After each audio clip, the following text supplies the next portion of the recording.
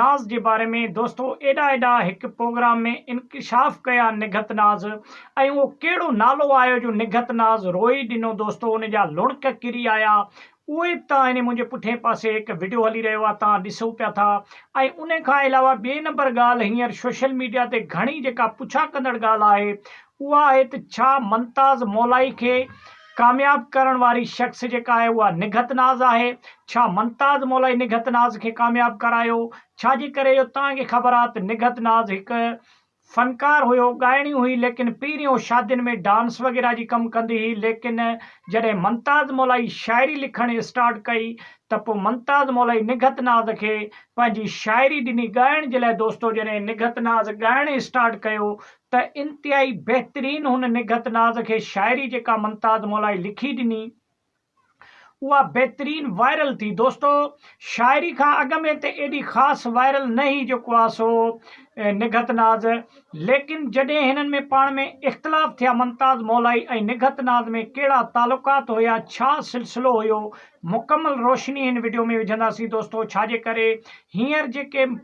Market में ॻाल्हियूं हली रहियूं निघत नाज़ ऐं मुमताज़ मौलाई जे बारे में उहे माना अफेयर जूं हली रहियूं छा वाकई हिननि जे विच में को अफेयर हुयो या नाजाइज़ तालुकात हुया इहो छा सूरत हाल आहे। छाजे करे जो ॿिन्हनि खां जॾहिं सुवाल पुछा कयो वियो त ॿिन्हनि इन्हनि ॻाल्हियुनि जी डिनाए कई ॿिन्हनि जेको आहे सो इनकार कयो लेकिन छा हक़ीक़त में इहे ॻाल्हियूं सच आहिनि या कूड़ियूं आहिनि। छाजे करे निघत नाज़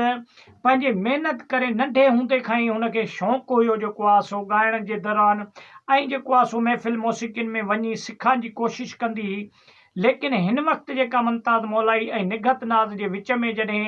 इख़्तिलाफ़ थिया जॾहिं मुमताज़ मौलाई निघत नाज़ खे पंहिंजी शाइरी लिखण लाइ न ॾिनी उन खां पोइ हे अची जेको आहे सो ॿई मीडिया ते बि आया ऐं सोशल मीडिया ते बि ज़ाहिर थिया पोइ हिननि जी धूम मची पोइ हिननि जे ख़िलाफ़ ॻाल्हियूं हलणु स्टार्ट थियूं। दोस्तों निघत नाज़ खोड़ सारा सॉन्ग चया लेकिन हे मुमताज़ मौलाई निघत जो सॉन्ग हिकिड़ो पहिरीं वीडियो जी शुरूआत में तव्हां ॿुधो ऐं उन खां अलावा निघत नाज़ हिकु कलाम चई रोई छो ॾिनई कहिड़े सुवाल जे करे रुनई उहा बि तव्हां ॾाढो मुलाहिज़ा कयो था इहो तव्हां ॿुधो पोइ वरी अॻिते गुफ़्तगू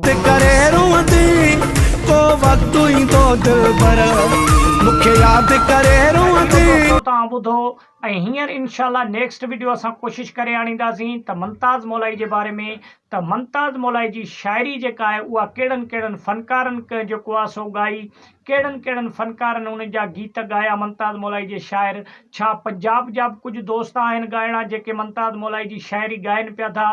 मुकमल इनशाला नेक्स्ट वीडियो मुमताज़ मौलाई जी शाइरी जे बारे में डिटेल वीडियो खणी ईंदासीं। घणे मां घणा दोस्त कमेंट्स करे वीडियो खे लाइक ऐं शेयर कयो चैनल खे सब्सक्राइब कयो सुठो कमेंट ॾेई पंहिंजी राय जो इज़हार लाज़मी ॾींदा। मिलंदासीं नेक्स्ट वीडियो में तेसिताईं ॾींदा इजाज़त।